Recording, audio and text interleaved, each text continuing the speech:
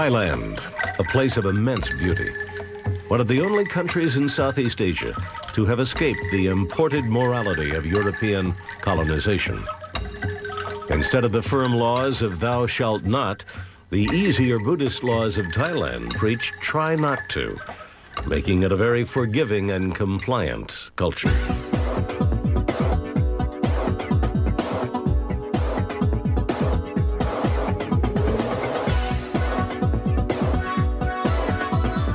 Located in Bangkok, Pat Pong is arguably the most famous red light district in the world.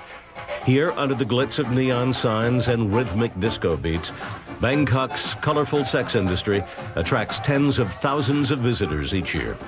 Prostitution, though technically illegal in Thailand, is tolerated by local officials due to the enormous amount of revenue it generates. I think the commercial or the side of prostitution that most tourists get to see in Thailand nowadays originated from the days of the Vietnam War. The tourist prostitution business, that is the sex business aimed specifically at tourists, started to flourish, and that's what has led to the situation today. With the enormous demand for sex workers in Bangkok, women, some as young as 13, are recruited from small villages in northern Thailand. This is where the vicious cycle begins. Parents, dirt poor and desperate, in some cases even drug users, sell their daughters into prostitution. Many of these young girls end up in clubs like this one, dancing, flirting, and in most cases, selling their bodies to customers. One study claims there are close to 200,000 prostitutes working in Bangkok alone. While no one disputes these numbers, some healthcare workers disagree with the motives. A lot is said about young girls being sold by their parents to become prostitutes. In fact, from our own experience, we believe it's very little. I've worked in villages in northern Thailand, and I can tell from my personal experience that the parents love their children as much as parents anywhere in the world. It's a bit of a myth about parents selling their children. Nevertheless, there is a strong attraction for young women to go into the sex industry because in Thailand there is the tradition of the young people contributing to the welfare of the family. I'm doing this so my brother and sister can get an education. I want them to have more opportunities than me. The popularity of Pat Pong has given rise to other red light districts in Bangkok.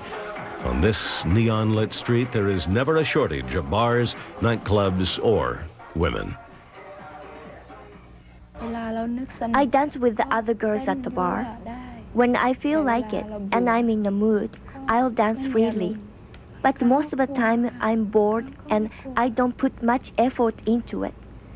Sometimes they act nice at the bar, but when we get to his room, they get violent.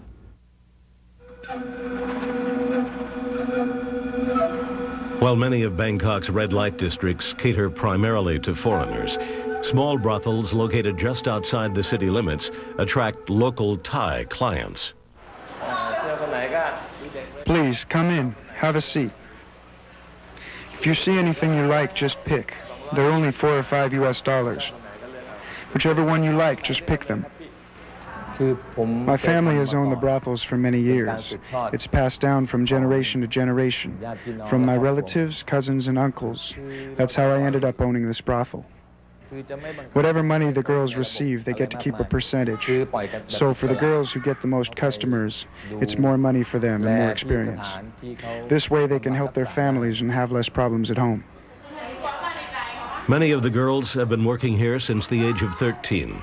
The brothel has become their home. Someone at home brought me to work here. Now I make $5 US per customer. I'm only going to work here for 2 more years. Then I'll go back home to my family because we'll open a store and I'll help with the farm. There are 5 small local brothels on this street alone. More than 25 women work as prostitutes in this bordello.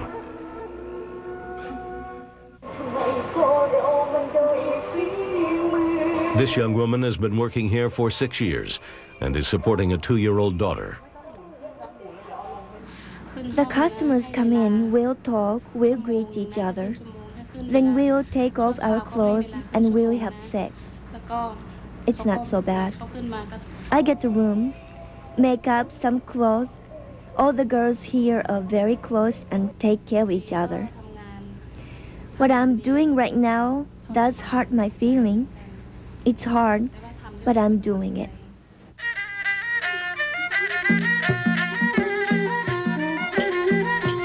Not all of Thailand's sex trade business is open to scrutiny. The high-end elite clubs operate in a secretive and private world where the media is strictly forbidden. A producer went undercover with a hidden camera to find out how 3 of Bangkok's most exclusive clubs operate.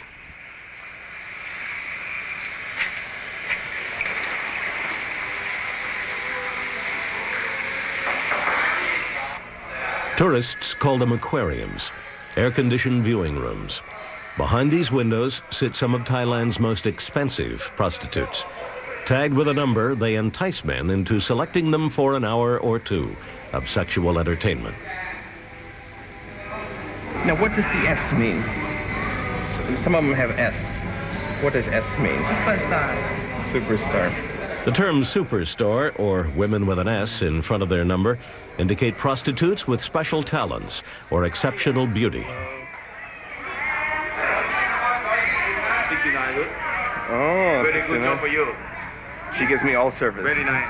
59. Customers are approached by salesmen who assist with the request and negotiate a price. How much? 2,000. 91? Oh, she's a big girl. Big body. How much? 19. Okay. No, how much? 4,000 baht. 4,000. I think for 2,000 baht, get for complete body massage, for make love, for everything. Special room, you know. How much? 2,000 baht. And this one here? 1,500 baht. But do I get everything? Everything the same. Now, how about, can I use credit card? I don't have so much cash. Cash? Yeah. You have credit cash? Yeah, I have credit card. Okay, can do Visa, 5% charge for Visa. With such a high rate of interaction between foreigners and local girls, there is the natural fear of sexually transmitted diseases, specifically AIDS. It must be noted that in each club our producer visited, condom use was a mandatory requirement, regardless of price. The general health of sex workers is quite good compared to those in neighboring countries because there's more awareness among sex workers about STDs and about AIDS, and there's more use of condoms now. While condom usage is up, the damage may have already been done. Dr. Peter Bell has been studying Thailand for 25 years. The statistics show a much higher rate of condom use, particularly in the cities. Studies among Thai soldiers, where they've done sample studies to see how well the program is working. Studies of sex workers in Bangkok, and even, I think, up-country have shown some success. But it may be a little too late because the pandemic of AIDS had already gotten started in the late 80s, and they were trying to hush it up at the time. They did very little. So they came in, they're now doing a great deal. They're setting up health clinics, but the rate of incidence and infection is extraordinary. What would you do if you found out you had AIDS? I'd be okay with it because I know with the job I'm doing, it's a big risk. So I would ask to quit this job and go back home. Do you think you'll be a prostitute forever? No, not forever. I have to save up some money for my daughter, and if I have enough money, I will stop. I'm on this road and there's no going back, so I try to make the best of it. Probably half or a third of the capital goods imports in Thailand in the 1980s, if you looked at the figures, were about the same size as the tourist industry. And so I say Thailand's development is, in effect, built on the backs of women, very poorly paid women at that.